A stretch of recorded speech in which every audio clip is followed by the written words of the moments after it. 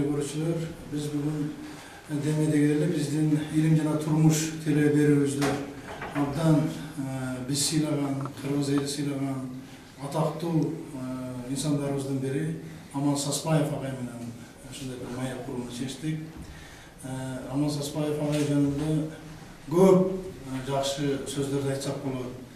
Бирок тилекке каршы кийинки учурларда ушундай уникалдуу адамдардын өмүрү, илимге, билим берүү саясатына жасаган иштери көмүскүлдө калып бараткандай болот. Ошон үчүн биз атайын ушул көл жергесине келип, Amal Saspayev агайдын өзү менен маектешип, ушул кишинин өзүнүн оозунан уникалдуу жасаган иштерин ошо сиздерге тартуулайлап келдик. Анда биздин студияга келгениңизге чоң рахмат. Amal Saspayev, өзүңүз айтып берсеңиз, биз баягы жалпы жонунан мындай деп түшүнөбүз да, сизди баягы Кытай тилин абдан жакшы өздөштүргөн, абдан жакшы билген киши катары гана билебиз дагы, ошонун аркасында кандай чоң түйшүк, эмгекте турганын, мисалы үчүн айрыкча жаш муундар, өсүп келе жаткан жаш окумуштуулар, жалпы эле кыргыз жамааты, кыргыз эли анча жакшы биле албайбыз. Ошон үчүн бүгүн биздин студияга ошол өзүңүз башыңыздан өткөн баягындай бир иштериңизди, өмүрүңүздү кошо айтуу менен ушул кандай ушундай деңгээлге жеттиңиз, ошол жөнүндө жакшынакай бир маек кылып берсеңиз. Şu Tüp rayonundagы Кең суу айылында төрөлгөн Түкөн Сыдыкбек. Ошол айылдан. Анан бул айыл көп ишмерлерди жараткан экен. Тиги Карасайы бабам дагы мен Кең сууда төрөлгөм деп калат. Эми токтояндык.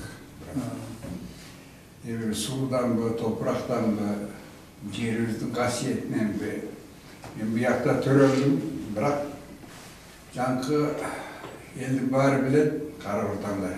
1000 жылкылуу Сарыбай бай деген болгон экен.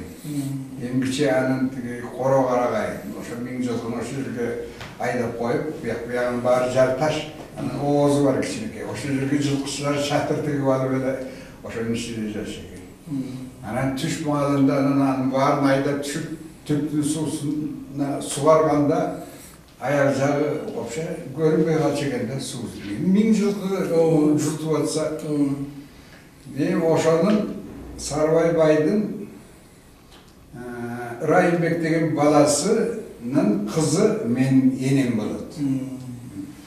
Анан 33-жылы атам Саспа 30-жылы каза болуп калган. 33-жылы тап неме болду да коллективде иштеген. Анда мен жаш балам 6-7 жашта. Колхоздор түзүлүп, мал жандын баардыгын ортого салып, ооба кеткен да. Сарыбай бай чоңтой атабыз, ал үркүндө ошо 1000 жылкысын айдап Кытайга кеткен экен. Анын баарын калмактар талап алыптыр. Эң кичи кыргыздар айтат, бул Сарыбайдын тукуму жерде качкандай бийик, өркөч бийик, жакшы жылкылар чыкчу экен да. Жылына 500 бышты Россиянын солдаттарына, казак орустарга берип турчу экен. Анан падышанын грамотасы да бар экен агышыда. Бирок анан качып, эл качкандан кийин дүргөп, агышыда качып, жылкысын айдап барса, калмактар талап алып жылкысын. Өзү Чекирте деген жерде кедейликте каза болгон экен. Анын балдары, бирге кеткен балдары жөө келген экен да бияка. Жок эчтекеси. Анан ошол байдын тукуму болуп калдык да. Аны колхозго албайт.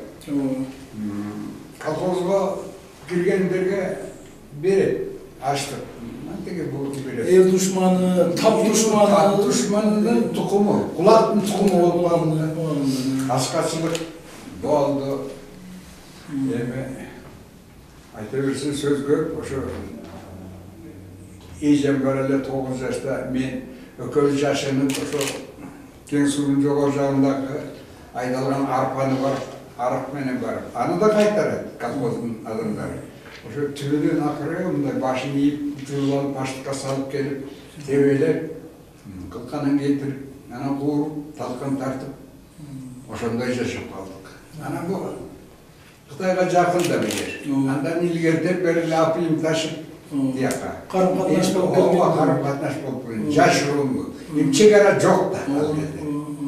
Ana alardan gelgen kavarlar boyunca kursak toyot eken Kıtayga gelse. Emniyet'in ahvalını biliyor başlasın. Gelsin kolundan gelse. Degen kavar var.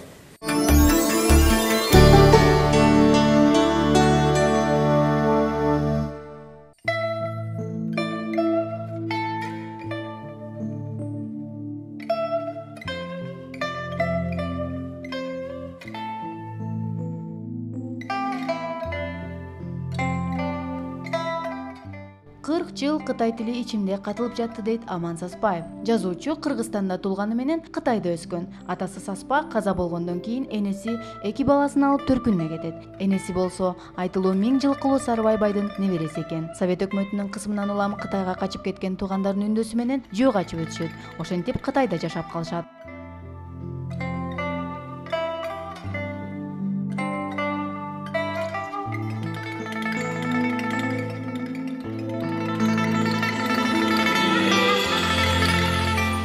Кулжа шаарындагы билим йурту деген орто мектепте билим алып, окуу аяктагандан кийин ошол эле окуу жайга мугалим кылып алып калышат. Андан соң Кытайдын борбору Бейжиң шаарындагы борбордук улуттар институтунда 4 жыл окуйт.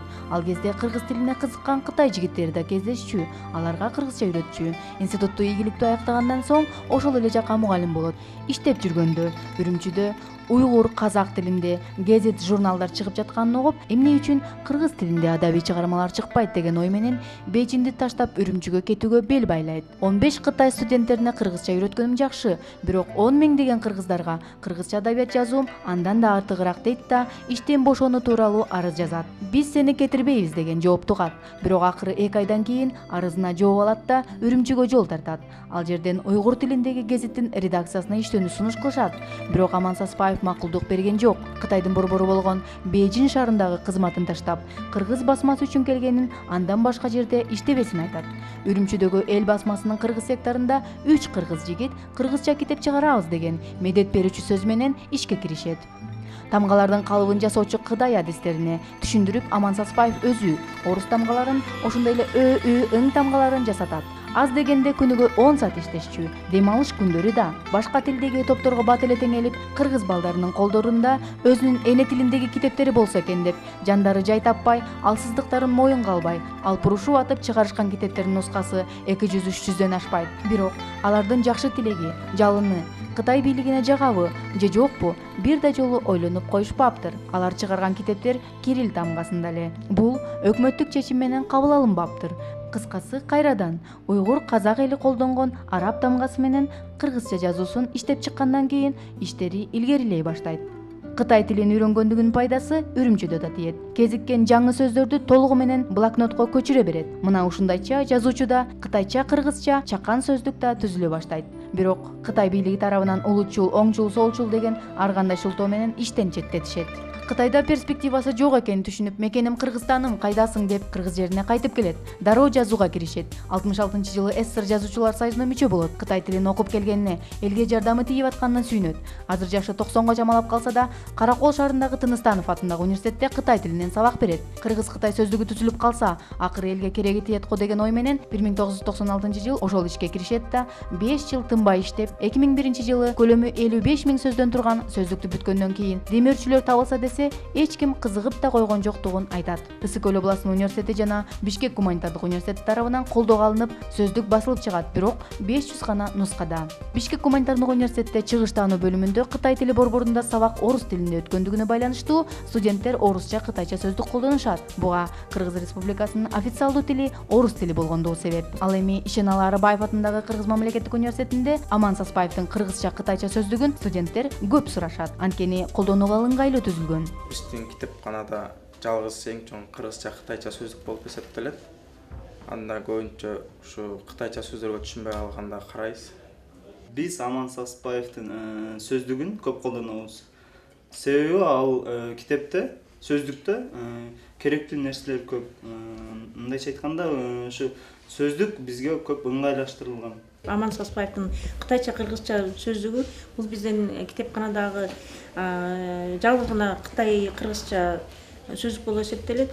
Бул китепти биздин балдар көп эле жакшы эле колдонот. Себеби дегенде бизде Арабаев атындагы университетте айылдан келип окуган балдар аябай көп да. Анан бунун аябай жакшы китеп дешет. Сат деп дагы көп келишет. Бизде 6 нуска бар, кээде жетпей калат. Анан үйгө бербейбиз да, чоң китептер бербейбиз, ошол сат деп дагы келишет. Бул Аман Саспаевдин сөздүк китеби чыкканын биринчи жолу көрүп атам. Мунун эмеси аз чыккан окшойт менин оюмча. Менин негизи нускасы аз чыгыптыр да. Анан бул бизге жетпейт, бирок өзүнүн чыгышы аябай жакшы чыгыптыр. Кытайчадан кыргызчага которулган аябай жакшы экен. Муну негизи азыркы жаштарга ушул Аман Саспаевдин китебин окуса дейм, анткени которулушу бардык жагынан эле туура. Так которулуптур. Мен көрүп өзүм дагы таң калдым, ушундан окуйн деп чечтим. Бул сөздүк Кытай иероглифи жана биз түшүнгөн пинин тамгасы жана кыргызча котормо. Демек, иероглиф билбеген адам пинин тамгасы аркылуу окуса болот экен. Мисалы, жол баштоо Айдахо экен. Үйрөнүүгө эң оор жазуу Кытай иероглифи. Дүйнө боюнча 1 миллиард 300 миллион адам кытайча сүйлөшөт. Бул тил эң байыркы замандан бери өзүнүн актуалдуулугун сактап келген. Кытай Эл Республикасы, Тайвань, Сингапур мамлекеттеринде Кытай тили официалдуу тил делет. Кыргыз тилинде 36 тамга, орус тилинде 33 тамга болсо, Кытай тилинде канча иероглиф бар экенин кытайлар өзүлөрү да билбейт экен. Көп кайталанган 500 иероглифти билүү менен 80% заманбап Кытай тилин түшүнүүгө болот. Ал эми гезит журналдарды окуу үчүн 2,5 миң, Кытай медицинасын окуп билүү үчүн 8 миң иероглифти билиш керек экен. Ал эми бардык иероглифтин саны болжол менен 60 миңди түзөт. Демек, 55 миң сөздөн турган Аман Саспаевдин сөздүгүндө бардык иероглифтер камтылган экен. Ал эми чыгармачылыгына токтолсок, китептердин баары даяр. 2 роман, кытайча, орусча, кыргызча сүйлөшмө жана Кытай адабиятынан сабак деген китептери чыгарылбай жатат. Мугалимдик кесиби менен аз-маз айлык алат. Ал эмнеге жетсин? Мына ушунун баары жарыкка чыкса, элимдин алдында бир парзыман кутулгандай болор элем дейт жазуучу. Дүйнөдө Кытай тилин эң жакшы билген 10 кыргыз болсо, анын бирөө ушул адам десек болот. Лингвистика жагынан жыйын болуп калса эле, Юдахиндин сөзүн көтөрө чыгышып, ал жөнүндө гана сөз кылышат дейт жазуучу. Юдахиндин сөздүгү 40 миң сөздү түзсө, Аман Саспаевдин сөздүгүнүн көлөмү 55 миң сөздөн турат. Сөздүк жөнүндө сөз болгондо авторлор тең каралса дейт. Саспаев Аман окшогондор унутта калып атышат. Азыркы убакта бүткүл дүйнө Кытай менен тыгыз байланышта болууга аракет жасап атышат. Кыргызстанда бара-бара Кытай тилин үйрөнгөндөр, орусча кытайча эмес, кыргызча кытайча сөздүгүн колдонгусу келгендер көбөйөт. Ал үчүн легендарлуу Аман Саспаевди каражат жагынан колдоо зарыл.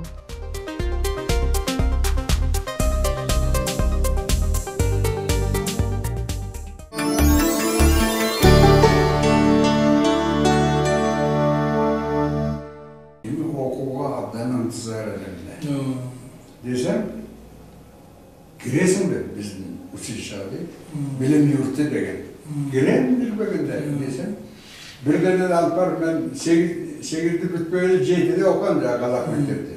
9. klasika oturulup sağda. Yani oturdum. 52. yılda 5'inden bir kat gelip kaldı o uçuşa. 2 Kırgız, 2 Uygur, 2 Kazak, 1 Kırgız okuçu gerek bizge. Borborduk Ultlar İnstitutuna, Beijing'e. Bayağı bir ayından Beijing'de gözlerine gittik. Yerime mınça oldu hemen, canım salı büyürünen Kıtayşan'a. Demek şu Yuka Diyarbakır Fakültetinde okuğa giriştim. Ana okup, kadınkideyle söyleşip de köşelerde, Beijing'in köşesinde ıvı eskalar turat da. Men tanımagan yürügülü basıp, o şu yeri toktattır, o şunu yazı alsın da muğandan gelip sırasın. Anam, o şunu salı kızı okuyun dedim de. İlimge oşanda da belli başlandı. Anda gelen bir yıl okugandan keyin al institutta Kazak tilin, Kıtay studentleri Kazak tilini okuy turgan grup açtı. Til fakültetinde. Anan oşuğa muğalim bolasın dep turup alıştı gel. Ürümçüge barsam, şu 54-cü yılı. Uje basmakanalar payda oluptur. Kazakça gezi çırat, Kazakça kitap çırat, Kazakça adabi jurnal çırat. Uygurlukta andan da köp. Uygurlar köp. ушул маалымат жок да бизде Кыргызстандачы. Ошол кезде эле алар толеранттуу саясатты жүргүзүшкөн экен да Кытайлар, ооба. Калгелели жүргүзүп, издательство ачып берген. Анан кийин ичим күйүп атат эми. Биз кыргыздар көп да, 200 миңдей кыргыз бар деп ойлочумун. Анан эмчи кыргыздын текестегилер казак тилинде окуйт. Казак китептери менен. Кашкардагылар уйгур тилинде окуйт. Кыргызды эчтеке жок. Анан Асхат Исхаков деген кийин культурный революция кезинде түрмөдө өлдү бакыш. Ошондо орун басар тиги провинциялык өкмөттүн башчысы болуп турган. Ошого кирдим. Анын иниси менен Бейжиңде бирге окуган тааныш татар. Кирип ушундай болуп атат. Үрүмчүдө. Бу кыргыз мектептери үчүн биз китеп түзүүгө болот да. Эмне үчүн Уйгурда бар, баары башка тилде окуп атат. Канча жүз миң кыргыз бар экен. Эгер бул десем, бул аңырайып эле мени карап калды. Мурда ойлогон эмес окшойт. Ой, туура айтасың. Бул жакшы маселе экен. А Бейжиңде эмне кылып атасың? Ушинтип сабак берип мага ташта мына. Кел деди, бакылдаган эмне болот? Ташта. Кел, ал жерге издательство ашкан атабыз, кыргыз группасын. Ошого келдим да иште. Кытайча билесиң, уйгурча билесиң, казакча билесиң, кыргызча тил болой. Дагы билет экенсиң. Кел, деди. Эгер тигилер уруксат бербесе, Шинжаң бюросы аркылуу биз чакыртып алабыз сени деген сөздү айтты. Сиздин уникалдуу баягы Кытай-кыргыз сөздүгү жөнүндө айтып берсеңиз. Менимче экөөбүздүн маегибиздин эң чордону ошонун айланчасында болуш керек да. Ошол боюнча бир жакшы айтып берсеңиз. Тиги идея кантип келди, кандай Бейжиңде окуп жүргөндүм да. Ошондо мен кытайча, орусча, кытайча, французча китепканасы бай. Ошолорду көрүп алып, анан мен атаңды бай. Кытайчаны билип алдым. Кытайча, кыргызча бир сөз түзсөм эмне деген өзүңүздүн эле темирге болду да, эч кандай тапшырма болгон жок. Жок. Өзүм ойлоп атам. Кытайча, кыргызча сөздүк түзөтөлүм десем, булар мына ушинтпек бул. О деп чыгат да. Анысынан чочулуп анан унчукпай жүрө бердим. Анан бул эгемендик алгандан кийин Кытайда менен байланыш болуп калды. Кытай немеси өзүнчө келип мамлекет катары посольство болуп биздики бар дегенде. Анан ошондон кийин баягы ойлоп койгон оюм козголду. Эми через Москва сизеле. 90-жылдардын башында. Анан башында. Анан ошо кириштим. Акайып айтыптыр. Бүгүн менен тынчтанып экөө биригип чыгарып койсун. Дептир. Бул сөздү уккандан кийин, дедим, Кудайдын берген ушул. Сыртбай Мусаев неме болуп калды? Ректор болуп калды. БГУга. Анткени БГУда болжуруп биринчи Кытай тили сен тилин ачып кеткен. Анан ошол жерде болсо депти. Анан барып 8 ай жатып, 2003-жылы Шуру басмасынан чыгарды. Только 500 экземпляр чыгарды. Ошо 55 миң сөз чыкты дейм, бар. Юдакын китебинин бөлүм жагынан дагы, сөздүн саны жагынан дагы кем эмес, артык болбосо. Анын үстүнө орус тили бизге кандайдыр жакын. Илгертен бери. Ал эми Кытай тили болсо жаңыдан гана неметип атпайбы. Кытайлык кыргыздар келип ушуну таппай кетип атат. Ой, бул эмне? Силерде Кытайча тил билген адамдар толуп атпайбы? Десек, жок, мунун кытайчасы керек эмес. Которгон сөзү керек бизге. Мазмуну. Мазмуну керек дейт. Мен ошентип чыкты, 500 чыкты. 50 посольство, Кытай посолу алыптыр. Калгандарын бизге да берди, кыздарга бөлүп беришти. Эң кайталанып басылдыбы? Жок да. Басылган жокпу? Мына эми бүт издеп таппай атпайбыз. Студенттерге бергенбиз. Кытайдагы кыргыздар келип ушуну таппай кетип атат. Биздин ушул илим жана турмуш деген теле берүүбүздүн алкагында мен ойлойм, сиздин жасаган эмгегиңизди эл уксун. Андан кийин аркаңыздан сөзсүз эми балдар кыздарды тарбиялашыңыз керек эми. Ушундай сөздүк Кытай эмеси боюнча өмүрүңүз узун болсун ама, оорубаңыз. Мен депутат катары дагы, окумуштуу катары дагы ушул сөздүктүн өмүрү узун болуп, дагы ушул экземплярын көбөйтүшкө аракет кылалы. Менимче теле берүүчүлөр үчүн, теле көрүүчүлөр үчүн биз абдан чоң бир окуяны уктук сизден. Жаштарды өзүңүзгө тартыңыз, алды күчтүн баарында. Мен ойлойм, буга мамлекеттик маани бере турган маселе экен. Рахмат, рахмат. Урматтуу теле көрүүчүлөр, ушуну менен биздин атактуу жердешибиз, профессор Аман Саспаев агайыбыздын басып өткөн жолун, илимге болгон мамилесин, анын перспективасын көрдүк. Мен ушул моменттен пайдаланып, бардык илимпоздорго, айрыкча биздин Кыргыз Республикасынын университеттеринин башчыларына, Илимдер академиясынын башчыларына ушул Кытай-Кыргыз сөздүгүнө өзгөчө көңүл буруп, буну кайтадан чыгаруунун жолун баарыбыз алсак деген ушундай бир тилекти, ойду айтмакчымын. Эфирден дагы көрүшүнчө саламатта болуңуздар.